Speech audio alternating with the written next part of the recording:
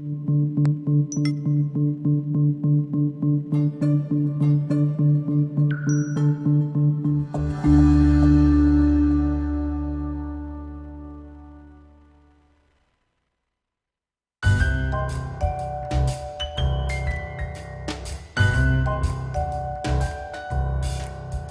to North Texas Networkers, a show about connecting people across the DFW Metroplex. As realtors, we get the opportunity to meet and work with a variety of interesting people. And this is our chance to introduce you to them. Join us as we talk with our community influencers, share their inspiring stories, and reveal how and why they shape our local communities. I'm your host, Caralee Gurney. And I'm your co-host, Stacy Revely. Thank you for joining us.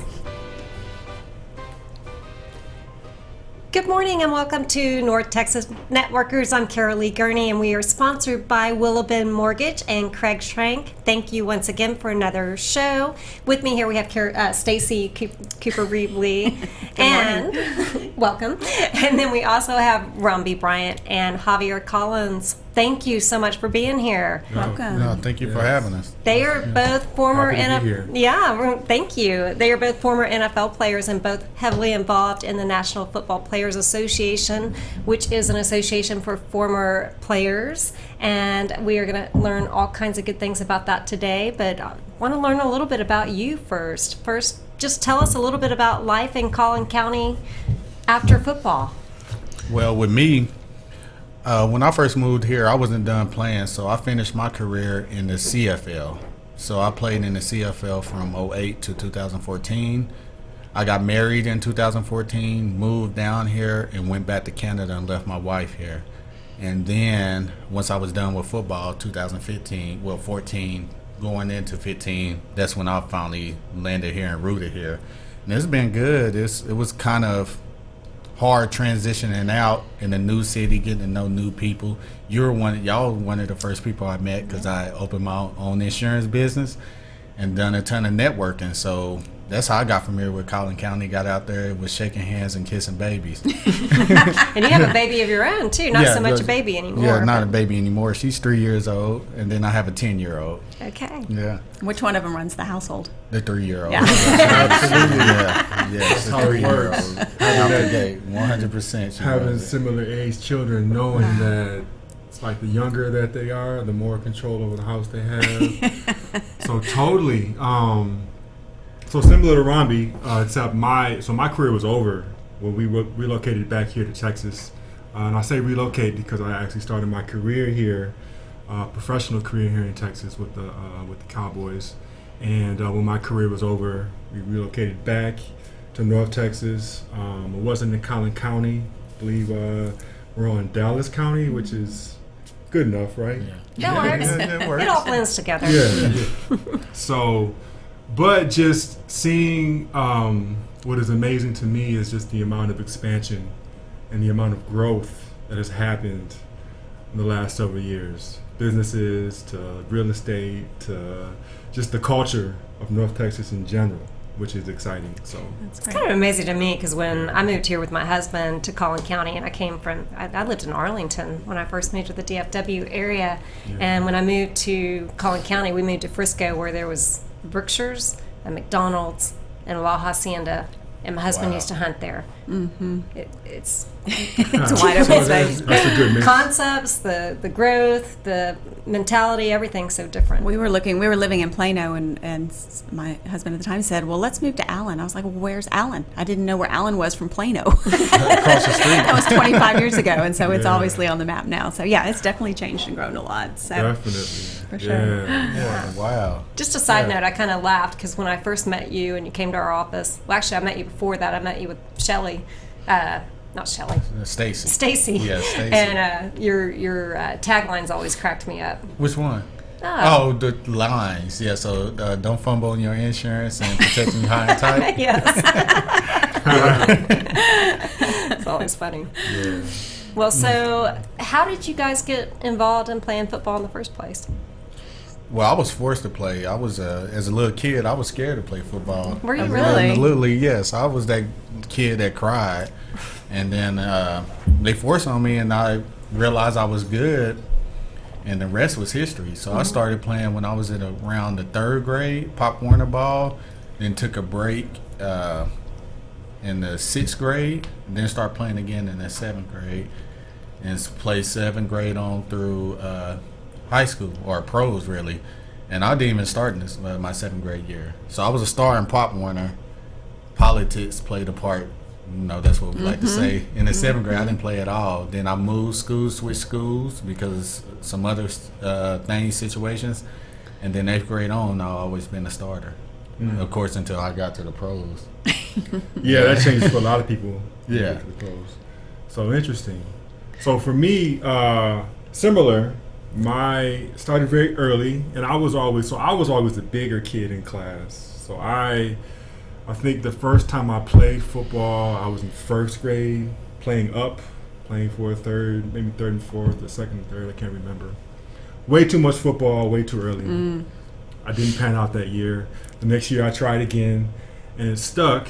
So I played, and like Romby, I took a break around 5th grade, 6th grade. I discovered basketball, and I kind of ran with that for a while. And looking back, I think basketball really helped me become a better athlete. I didn't pick up football again until later in high school, junior year, I believe. And then it just continued on from there. So, but yeah, that was like the biggest attribute for me was the athleticism. So I give all that to playing hoops. Yeah. I can see that with a big guy working on your footwork. Yeah. Yeah. So you go on and you have these NFL careers, and then when they're done, what does life look like when you're finished with the sport? And, I know that part of the NFL Players Association that you work with, it kind of helps that transition. Tell us some more about that. You want more? Oh, Definitely, yeah. I mean, either. Oh, yeah. Well, with me, as soon as I got done, that's what I did. I tapped into the NFLPA Network to see what resources they had to help us transition out. And it was a lot of things. I mean, it was too many. Well, I wouldn't say too many things, but there's several different things you can utilize. And it's just like, okay, what should I do? Because there's a million different things out there, and there's no one to help you navigate that. When we play pro ball, we're so used to having people telling us what to do. They have our itinerary. This is what you do. This is how you do it. This is what you eat, and going about your life. So you don't have to figure anything out. And as soon as you're done, they give you, there's a website with a ton of resources, and you really don't know what to do and how to do it. So me, the first thing I did was just reach out to guys like Byron. He was the president at the time. I met Javiar. Scott Turner, he's my mentor now, and just asked them what they did and how did they transition, what was some of the things they did, and that's who helped me out, because it's so many things you can choose from on the NFLPA side to help you with your transition, and some of it might be useless, and if you're wasting their time and their money and their resources when it's something that you might not even need and want. What do you think is and this is kind of going to step back, because so many players get in these big roles and make so much money, what do you think is the biggest mistake young players make that put them in a position that make it really difficult for them to transition from this high income out of NFL playing To figuring out what's to next. figuring out how they're going to make those next steps, and how and we've worked with clients before that have come out of that transition, and they're trying to figure out what to do and how to make those next steps, and and some of them are successful, and some of them really struggle with it. How can they be better at the front end so that they come out better on the back end? That's a great question. So I would say that involves two sides. Okay. That involves obviously the work and the work ethic from the athlete, but it also involves a process or even resources, if you will, or something in place from the institution side to sort of bridge that gap, right? Now, we came up in an era to where the resources themselves have multiplied exponentially compared to how it was before 2000 or the 90s or even the 80s, right? There were, compared to now, there's like tons more stuff happening for guys to utilize and leverage.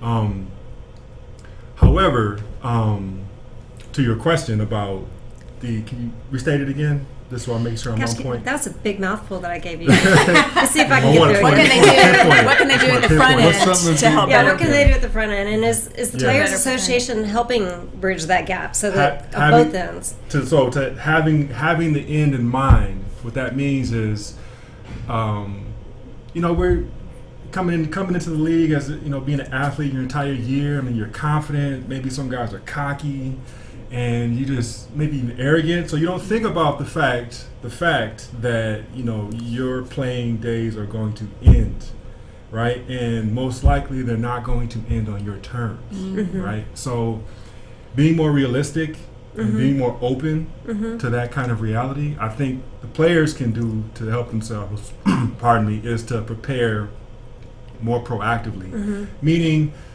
you have time, you have a little bit of disposable income, explore some things you're into, right? Explore some interests, find out some new hobbies, take a couple of online courses. I mean, depends on how creative the player wants to get, but there's tons of approaches that can be used.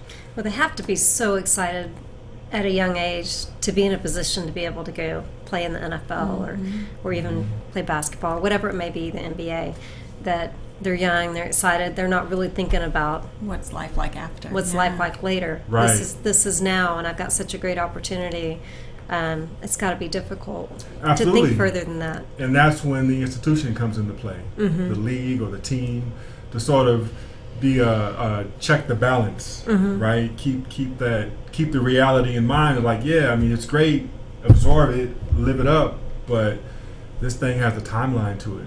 Yeah, Like like a very finite timeline. Yeah. like one of the things, I just took a class called systems design, and we had to talk about that, like systems to design, go build a system to help with conflict management, dispute resolution, or whatever the case might be. And one of the things I said that the NFL needed to do better on the institution side is like realtors, insurance agents. A lot of people, you're forced to have continuing education, right? Every year or every 2 years, you're forced to go relearn some things. That's what I think players should do, because we're taught It's great. from high school on through college to have on our blinders and just concentrate on the On us. championship and Yeah. us, right? Like go get better on the field, go get better at this. Stronger in the gym. Yeah, get stronger better in on the gym, but not concentrate on real life. But if they forced it on them, because we're not going to do it our own, because we're trying to be better. We're kind of wired that way. So Yeah. I think on the institution side, like they need to force continual education. Like whether it can be 1 hour, 2 hours, or whatever the case might be, a month, but do something. You have one thing they have now. They have clout. They're popular. I mean, if they call any Fortune 500 company while they're playing with the Cowboys and say, "Hey, I want to come intern here," or "I would like to talk to such and such and learn more about the business," they're more than say likely that? to say They're gonna get a yes. yes. It's a lot better outcome than after they're done playing and then make that kind of Yeah. call. Yeah, yeah. Like now, if Absolutely. I call, they like, "Who are you?" Yeah. Like, Why? yeah. Why are you? I'd take coming? your call, Romby.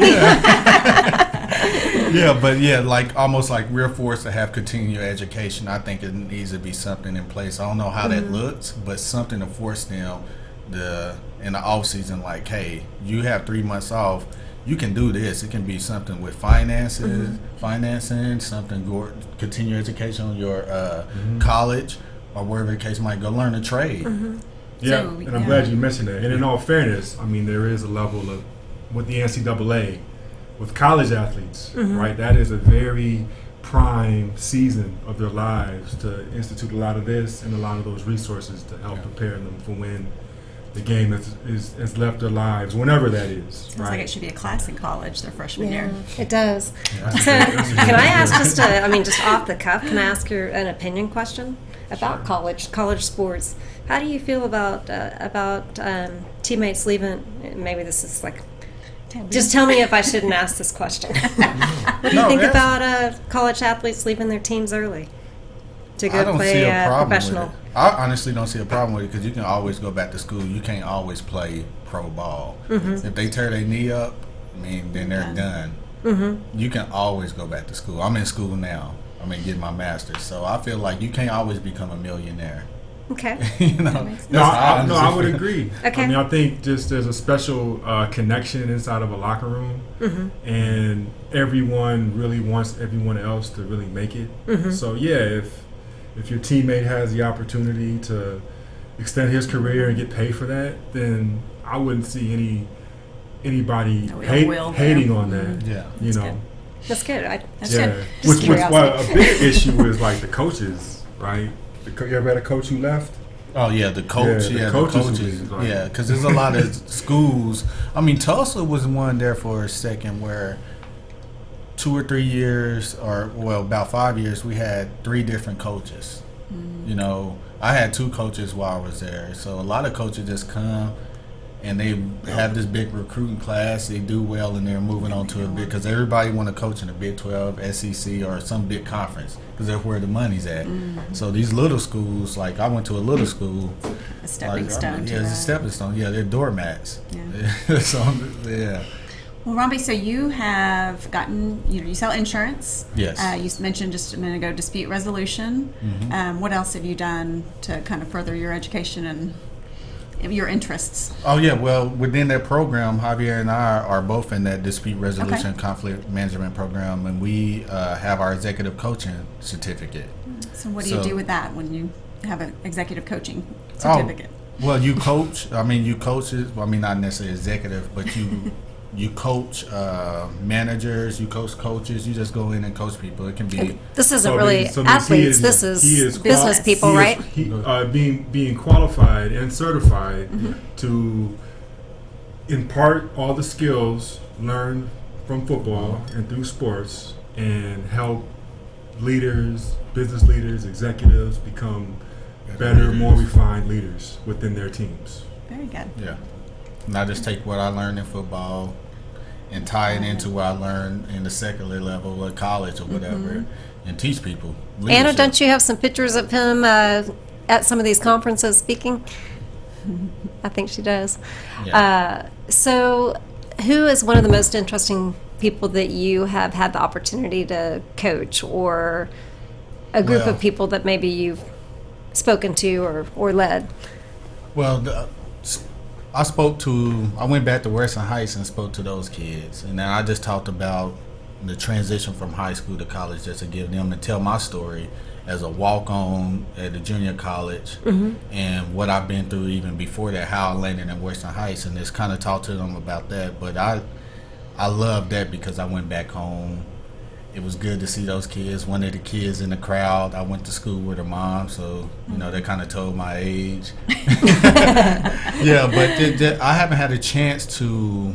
I coach, but I haven't had a chance to really get out there and coach executives or whatever. I coached like mid-level managers so far, and it was just kind of it was one session and that was it.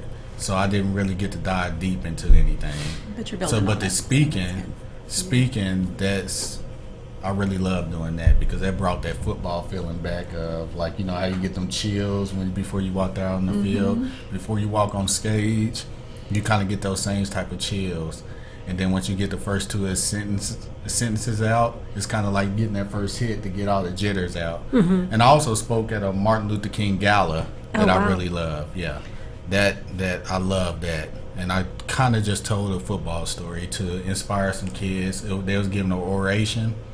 It was a competition for oration. The top 5 kids made it to the gala, and I just kind of told them a football story. Told them to reload and get ready, regardless of what happened. Wow, that's awesome. Yeah, talking to youth, talking to kids is always special, right? Just because we've been in their shoes, we've been in the chairs, and I remember seeing guys who were on the professional levels and guys that I idolized as a youth talk, and so it's just always a special engagement. So with Romby and I's position, being players, and also how we are involved with the former player services, whether it's the alumni or the PA, NFLPA, NFL alumni, or player engagement with the Legends community or the Trust, like all these different names represent platforms that athletes here in Collin County, North Texas, but also around the country have access to. So we're like the bridge to that, but also like we're on our own transition, which is really interesting, right? So You're helping others, but you're going through it too. exactly, exactly. So with that being said, so the messaging is like always double, right? So a message to another former player or soon to be former player is what comes to mind is like focus on your branding, right? How do you want to position yourself to the people that you want to impact, right? And another valuable lesson is what Romby spoke on, which gave me this idea was something that gives you the feeling of playing. Those butterflies. Yeah, yeah, without having to actually go out there and shorten your lifeline to do it, and something that you can use your like the tangible and the intangible skills that you develop through the sport, right? So I think that's the key right there. If you can find something that you can Find do your those two passion. things, right? Recreate that feeling and to give somebody else what you learn, I think that's like a win-win situation. That's awesome. If you could go back and do anything different, is there something that you would change? Oh my goodness, how much time do we have? We got a little ways left. Oh, that is a rabbit hole right there. Okay, pick one then. Oh my goodness. I know it's hard. Just It's pick one. kind of No, go ahead. yeah. Your question, I would just attack it on the front end of my career and have a little bit more forward thinking when it comes to like, hey, I know this. I mean, Father Time is undefeated, and I know this career is gonna come to the end. It could be 1 year or 10 years, so I would prepare better in the beginning of my football career. I mean, I was starting Not too in many college. careers out there that Yeah. are like that have kind of a finite, Yeah. If you become an accountant, you can be an accountant for the rest of your life. If you're a pro football player, that's not necessarily the case. So that makes sense. Totally. I mean, what I said earlier about being more proactive in college, being more proactive early in my professional career, being more, I guess the word that comes to mind, this is a good word, being more vulnerable to those types of experiences. Definitely in college, playing less video games. Less You hear that? I think we need to tell our kids that. Less video games. I mean, definitely video games in college it's important. Yeah. You gotta have them, but I could have definitely got by more with less video games. So, but yeah, just do things that would have prepared me for the unknown at that time, right? Is what happens when this is all over. So, yeah, those are some of the things. And I don't think we said this, but you're actually president of the Players Association. You're vice president, right? Well, he's Well, vice for president. both. Vice Yeah. president for PA, vice president for alumni. Okay. Ah, gotcha. Yeah, Okay. so those okay. are two different entities. They're two different entities. Yeah. Okay. Yes. Okay. Serving the same community Yeah. with the same goals in mind, et cetera, et cetera. Okay. And you do insurance outside of the Players Association. That's your full time. Yeah, that's my job. 9 to 5. And Yeah. then yours is kind of intriguing. So let's talk a little I've bit done about what you do outside of. Well, I've done so again, we're talking about like changing of identity, right? If you woke up tomorrow and said you can no longer be real estate agents. Matter of fact, you can no longer work in the real estate industry, right? What would you do? I'd be sad. Right, for a while you'd be sad, right? Somebody I'd be stole your very teddy sad. bear. You gotta heal yourself. It's like my NFL career. Exactly. That would be that sad. I mean, wouldn't know just to it put out it in there, perspective, like that's what it's like. You can no longer do that anymore. So my personal approach was, wow, there was so much that I gave up to get there. I kind of took a step back and like went backwards in time. I guess is to start exploring and practicing vulnerability and working on some of those things. So yes, I think I know where you were headed. But go ahead. But no, I was just going to say, tell us about what you're doing. You're still helping people, So but it's in an You're intriguing asking way. about the alternative. Yes, you're doing alternative healthcare, which we know is relevant these days. It's intriguing. We know we've got people that On both sides of the both sides of the fence. fence on it. So for me, I realized at a very young age that I was an athlete, right? I think I was like 6 or 7, and I said, you know what? I'm an athlete, and athletes can do anything. I remember like consciously verbalizing that to myself. So my whole life, I have had a special affinity to athletes in sports, just in general. And it makes sense because sports is so relevant, right? Every industry, I'm sure you were part of a team, sports, right? Every industry, every company like uses this sports analogy or sports component or sports theme. So I'm saying this because when I left playing, the sport left my life, like I had to somehow be involved in sports, right? So I stumbled, or I guess I gravitated towards the alternative health space. This was this organization called Athletes for Care, and essentially what it is about is the 30,000 foot view is creating a situation for athletes to thrive when they left sports or are leaving sports or are still in sports, right? And one of the major hurdles or pitfalls is being an athlete. We make our living off of our bodies and our minds, and that bodies have a certain half-life. Yeah, you've got a limit. It's going to wear out at some point.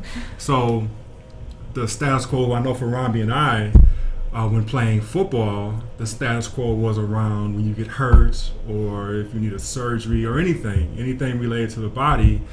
We get a regimen of opioids, or we get a regimen of anti-inflammatories. Yeah. Which I know, you remember some of those. And that was all we had, right? We had no other alternative. You have to go to practice still, and you just have an ankle or a knee or a shoulder that is inflamed. Like you're gonna take an anti-inflammatory. Unbeknownst to us, the negative side effects they had in our bodies. So recently, within the last 7 years, we've there's tons of alternatives to that. So primarily, there's green alternatives when we talk about cannabis, primarily the CBD, and we're learning more and more about that. But there's hydration, there's yoga, there's stretching. There's all these different approaches that we can take that are, I would say, different than the way that it's being ran currently, that are just as or even way more effective than how things are being ran currently. So that's great. So that's kind of what you're doing. That's my fuel tank when I'm in that direction. Just again, it's all based off of my love for just athleticism, right, and sports culture. And that's a charity. It is a nonprofit. It is a nonprofit. Okay. Yes, athletesforcare.org. Okay. Yes. Very good. Very good. Nice. Do you have another question? No. Quick, Is there anything that we haven't talked about that you guys want to bring up, or is it We kind of shout outs? Yeah. Yeah. Oh, okay. No, we talked about this. We talked about this with how important it is to find yourself, right? And we've learned, like in the past, 10 years, is the term branding. It wasn't around I feel like branding wasn't around like 15 or 20 years ago. It's like something fairly kind of personal new. branding kind Personal of stuff, branding. right? Yeah. Or like the market space for personal branding. So I think that's very important. One of the first steps for an athlete is to decide or even create their brand for anybody, athlete, non-athlete. You want to identify yourself and share that identity with people who can benefit from your services. So I'm sorry, I get long-winded. But yeah, I just want to give a shout out. I want to give a shout out. That's the passion. Yeah. We talk in our coaching. We talk about a concept of authenticity. So this is my authentic self. I love it. That's what we wanted to hear today. Absolutely. No, but I want to give a shout out to Brian DeMarco over at Drafter Media. He's one of our former player fraternity brothers, and he's doing a lot of big things with helping guys and gals, athletes, and even non-athletes, right, establish and extend their branding. So if you're an athlete or a former athlete and you have some questions, reach out. And even if you're a non-athlete, right, and have some questions, some conflicts, it's a great resource. So. That's great. Yeah, I'd love to give a shout out to Angelia Pelham. She's Yes. helped me out a lot. Dr. B, Dr. Robert B. Robert Bonner, and Yes. Sal. Those well, Angelia and Dr. B, they're both executive coaches, and he was our professor for a while. He just retired, and Angelia, she's a executive coach Professor where? at SMU. SMU. Yeah. Shout out to SMU. Yeah, and he had helped us out a lot with great. executive coaching, even outside of class. And where's the book go? Yeah, I just picked up this book as a former player, and I don't know where the camera's at. Yeah, he is about transitions, and I'm looking forward to reading it. And Well, tell us, if you didn't see it that great on the screen, tell us the name of the book. Transitions Playbook for Athletes. Fantastic. Yeah, and it just interviews different players that transition out. Okay. Yeah, Great. so I want to give a shout out to Phil and Rob. Well, I want to give a shout out to both of you, Javiar Collins and Romby Bryant, for both being here on our show today. We're glad to have them. Glad to have you both here with us. Always appreciate our guests, and just great conversation. And we are looking forward to next month. We have Maylee and Frank Thomas. Frank Thomas is our McKinney mayor, and his wife has a great story to share with us as well. You will not want to miss that. Again, thank you for our guests today, and we look forward to seeing you next month. I'm Caralee. And I'm Stacy. And we are your real estate professionals.